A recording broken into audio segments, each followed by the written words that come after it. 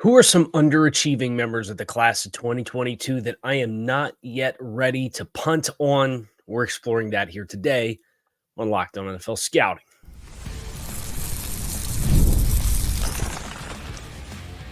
You are Locked On NFL Scouting with the Draft Dudes, your daily podcast for NFL and college football scouting. Part of the Locked On Podcast Network, your team every day. What is better than this? It's guys being dudes here on the Locked On NFL Scouting podcast with the Draft Dudes. I'm your host, Kyle Krabs, typically joined by Joe Marino, but not today. I got you covered here on Locked On NFL Scouting, and we are looking at the class of 2022, some underperformers in it, particularly at the top of the draft, and why you shouldn't yet be ready to punt on them here today on the show. Today's episode of Locked On NFL Scouting is brought to you by FanDuel. Make every moment more. As the playoffs have wound down, the sports have stopped sporting the way that we want them to. But this summer, FanDuel is hooking all customers up with a boost or bonus daily. There's something for everyone every day all summer long. Visit FanDuel.com to get started. Welcome to our everydayers. Shout outs to all of you. You can find us on YouTube or wherever you listen to your favorite podcasts. Video, we got audio, we got variety. And I am, if you've been following along with my escapades over on Locked On Dolphins as the co-host of, or as the host of Locked On Dolphins, just got back from training camp. I was at Miami Dolphins training camp for the last 2 weeks. Joe is traveling home today. We will be reunited as always tomorrow on the show. So today, Joe gave me the keys and said, hey, do whatever you want with it. Just don't burn the place down. So there was one in particular player who inspired this show concept for me, which is who are members of this 2022 class that had a lot of talent at the top. Guys like Trayvon Walker, Aiden Hutchinson, successful pass rushers, Garrett Wilson, Chris Olave at wide receiver. You go up and down a lot of different position rooms, maybe not quarterbacks. This is a pretty rough quarterback class, but there's good players, and some players that were drafted ahead of those good players have yet to show that they themselves are good players. And the question is, which one of these players is it time to kind of maybe concede it's not going to happen for, versus which ones do you look at and say, hey, I still think there's something here. Let's not punt on this just yet. And the player who inspired this for me was Evan Neal, because Evan Neal has not exactly gotten a rousing level of support from the Giants as a top 10 pick at offensive tackle. And the Giants paid Greg Van Roten in free agency just this past week. They already acquired Jermaine Illuminor. They already acquired John Runyon in free agency. So you start sitting here and doing the math, and you're like, well, Illuminor could play guard and tackle. And Greg Van Roten played next to Illuminor on the Raiders' offensive line last year. And John Runyon can play guard, but not tackle. And the Giants have a second-year center, and they have one of the better left tackles in the game. Where's the spot for Evan Neal? And I don't think one exists for the Giants on their offensive line as a starter. But I would not yet be ready to completely punt on the idea of Evan Neal. And ironically, I think the pathway for Evan at this stage, based on the amount of pressure that he's conceded off the edge, he's played almost 1,200 snaps. He's given up almost 70 pressures in 1,200 snaps in what has turned into last year he had 3. So he had 762 pass blocking snaps through his first 2 seasons. Is this guy a guard? They did this with Eric Flowers, this same song and dance. Abnormally large, freakish body. It's not working at tackle. Can you move him inside a guard and maybe give him a chance to let it click into place? I think a scheme change would probably be appropriate.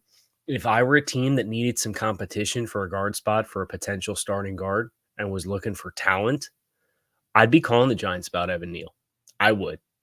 That's not to say that it's guaranteed that he's going to work out, but it's a player that I would at least kick the tires on and maybe roll the dice with a couple of years left. The only downside is as a top 10 pick, your incoming salary is a little bit more of a larger concession than maybe you would like for a dice roll with air quotes.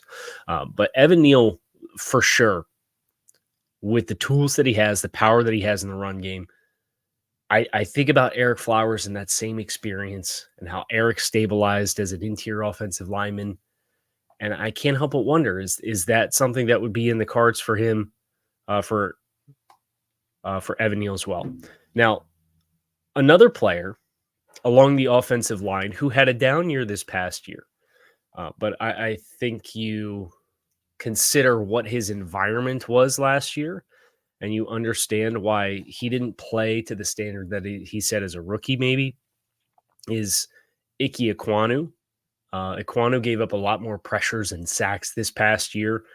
But I think when you consider just how irregular the guard situation was in Carolina, I feel pretty confident, particularly in a run scheme where they have Damian Lewis to play next to him now. There's going to be a renewed commitment to run the football. I think Ekwonu's due for a big bounce back year versus the standard that was set as a rookie that we didn't necessarily live up to in 2023. Tyquan Thornton's an interesting one for me, that the production hasn't been there, right? He's caught 35 balls in his first 2 seasons. He's averaging 9.7 yards per catch. But I don't think it's fair to box score scout Tyquan Thornton, who was a second round for the Patriots that year at 50th overall. He is a blazing speed, down the field, vertical type of receiver. But you're playing in the offensive structures that the Patriots have had the last few years. That's not like a ready-made, roll it out, and it will transcend bad system type of role in your offense. Oftentimes, it's a more complementary role. I don't necessarily think it's ever going to be a high-volume role for Tyquan Thornton as a player, but I consider bringing in Jacoby Brissett, bringing in the Cleveland Browns offensive system, bringing in Drake May, regardless of who the quarterback is. I think Brissett's probably in a better position to consistently maximize him right away, because I think Drake's probably going to have more outside of structure stuff, and maybe that leads to some explosive plays. But I think there's a spot, especially in this Patriots wide receiver room, with the other guys that they have there. And they got some young guys that are exciting, and Javon Baker and Jalen Polk, and I get it. But I wouldn't totally punt on Tyquan Thornton just yet, because the skill set's not 9.7 yards per catch. That's what he's been able to slap together through 2 seasons. I'd be surprised if he doesn't have some kind of emergence, unless he's just completely unable to touch the field. I have a couple defensive players as well, a couple of defensive backs, a defensive end, and I've also got some players that I do think I've seen enough of. We're going to get into all that next year on this episode of Locked On NFL Scouting. Stick with us. Today's episode of Locked On NFL Scouting is sponsored by BetterHelp. When your schedule is packed with the kids' activities, big work projects, and more, it's easy to let your priorities slip. Even when you know what makes you happy, it's hard to make time for all of it. But if you've ever felt like you have no time for yourself, non-negotiables like therapy are more important than ever. If you're thinking of starting therapy, give BetterHelp a try. It's entirely online, designed to be convenient, flexible, and suited to your schedule. Just fill out a brief questionnaire to get matched with a licensed therapist, and switch therapists at any time for no additional charge. Never skip therapy day with BetterHelp. Visit BetterHelp.com/LockedOn today to get 10% off your first month. That's BetterHelp, HELP.com/LockedOn.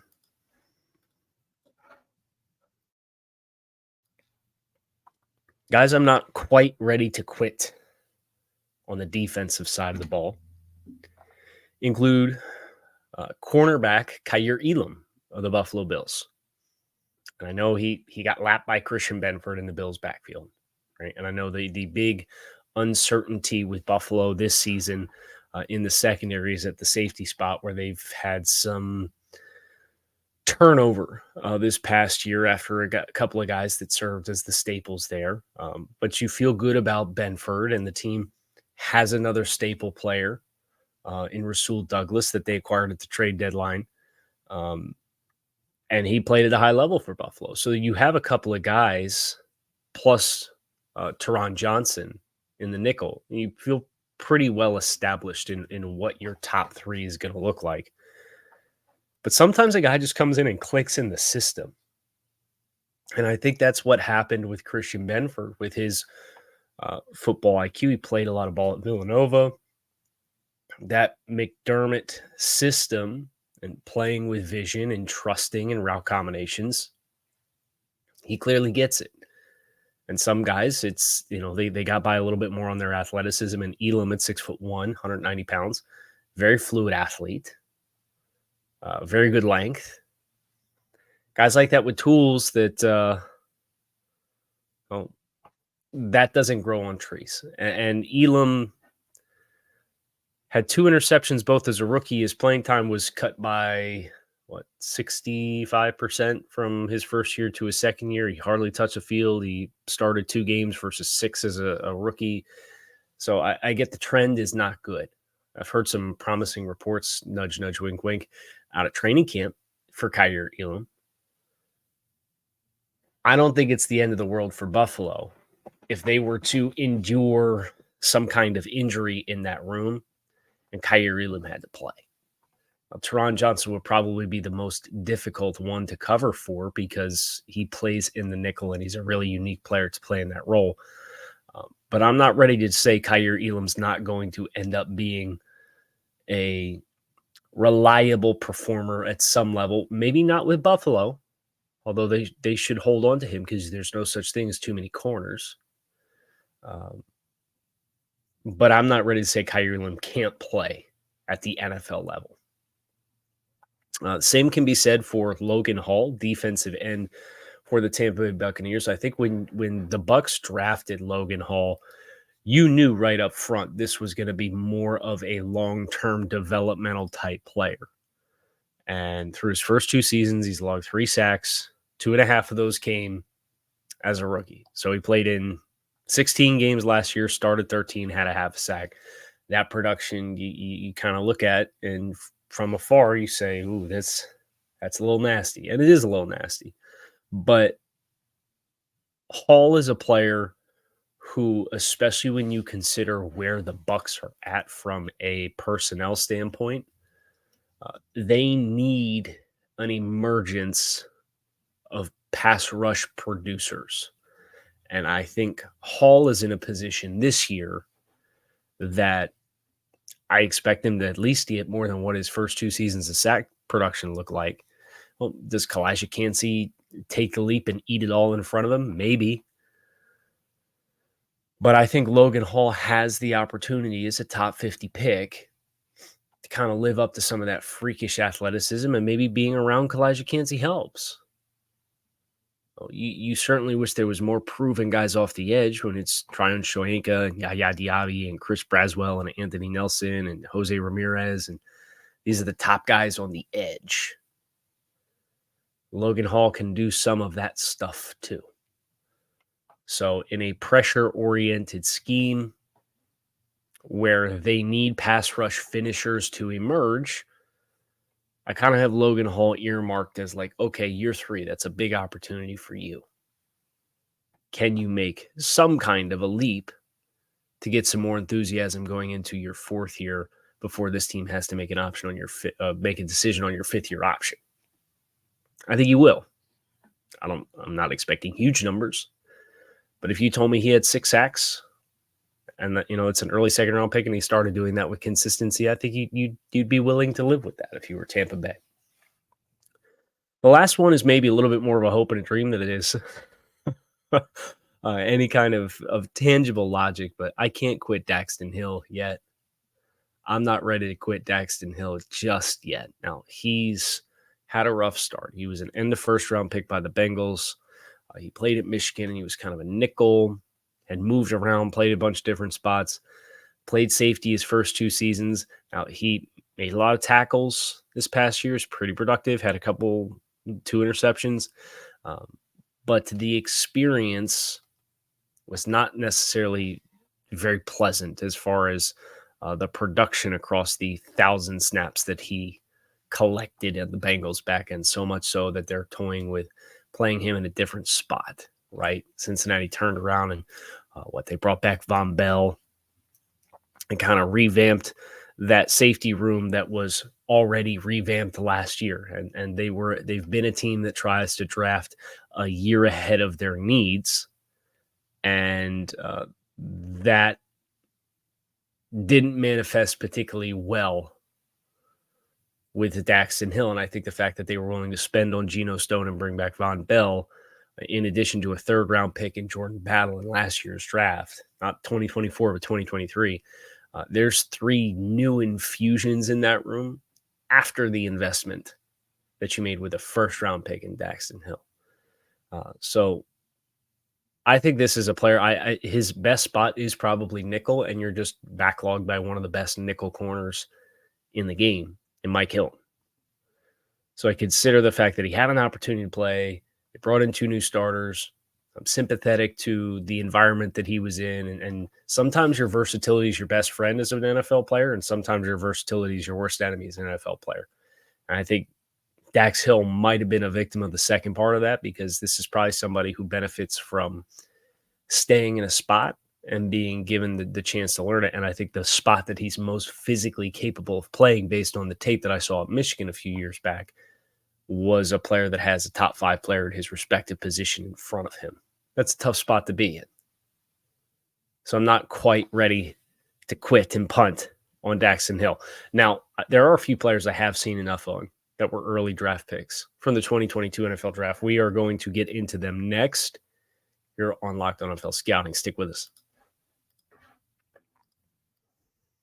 We all love sports, which makes when the sports stop sporting, as they are right now, all that much more challenging. But FanDuel lets you keep the sports going whenever you want. All you have to do is open up the app and dream up all the bets that you're in the mood for. This summer, FanDuel is hooking all customers up with a boost or a bonus daily. There's something for everyone every day, all summer long. So head over to FanDuel.com and start making the most out of your summer with FanDuel, official sports betting partner of Major League Baseball. I have seen enough with Kenny Pickett.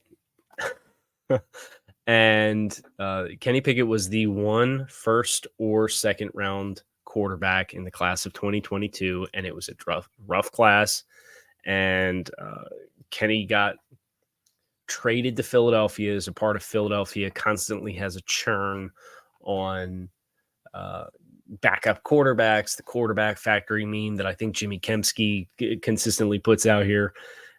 So you have to chuckle when Philly's the team that takes the bet on Kenny Pickett at the cost of effectively nothing.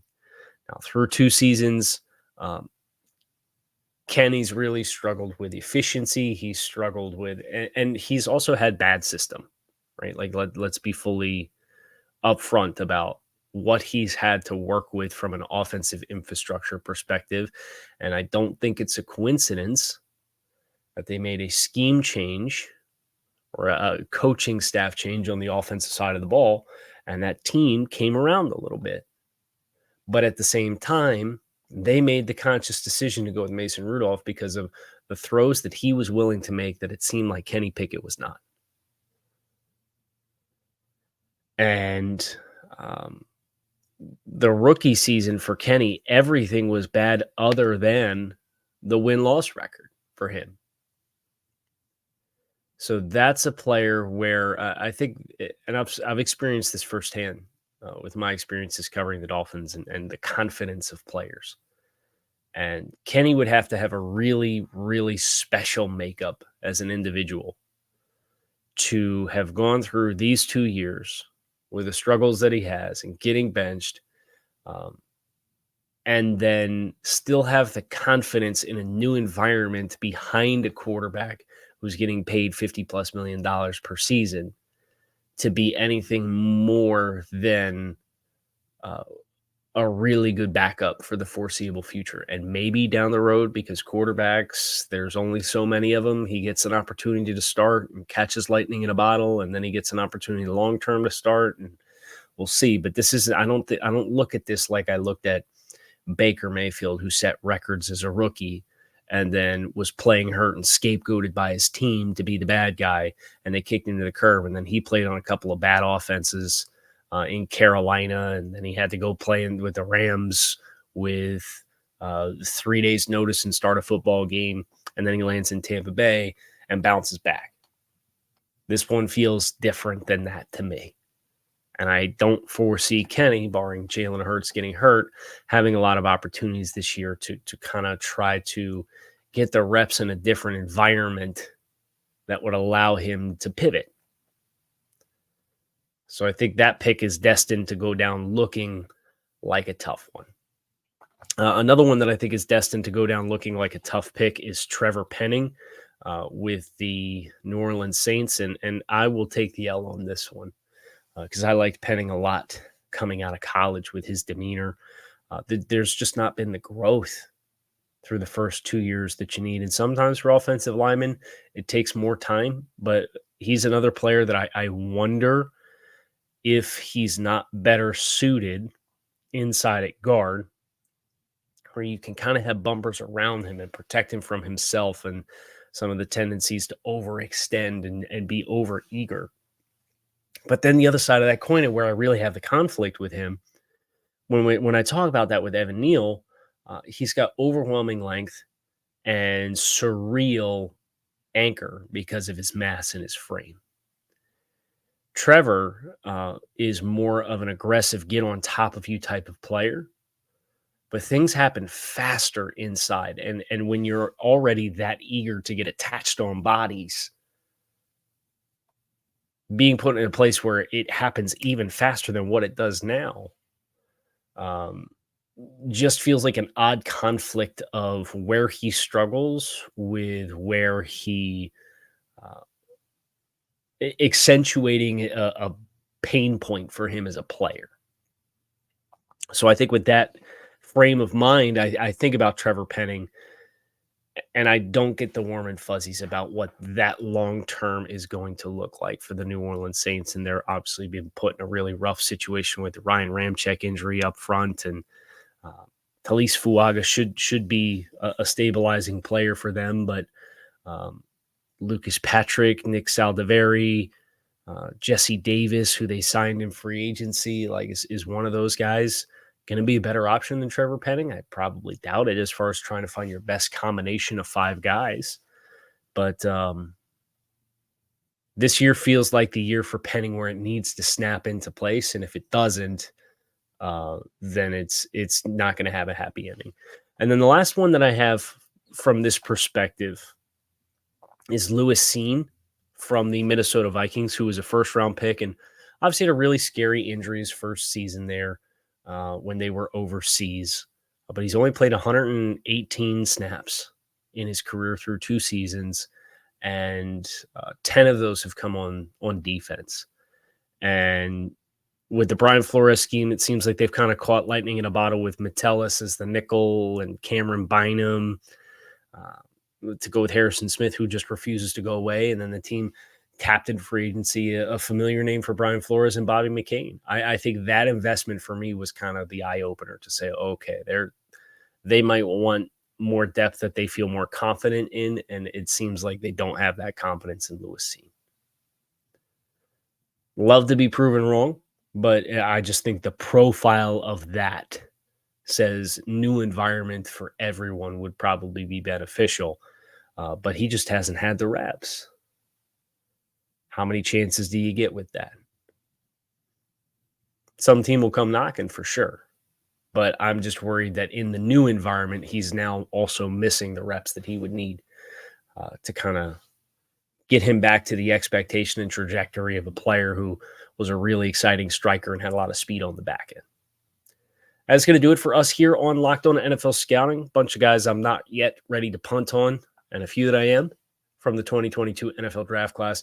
You can find us on YouTube or wherever you listen to your favorite podcasts. I appreciate you guys for checking out the show. Make it a great rest of your day. We will be back again tomorrow along with Joe. I'm Kyle Krabs.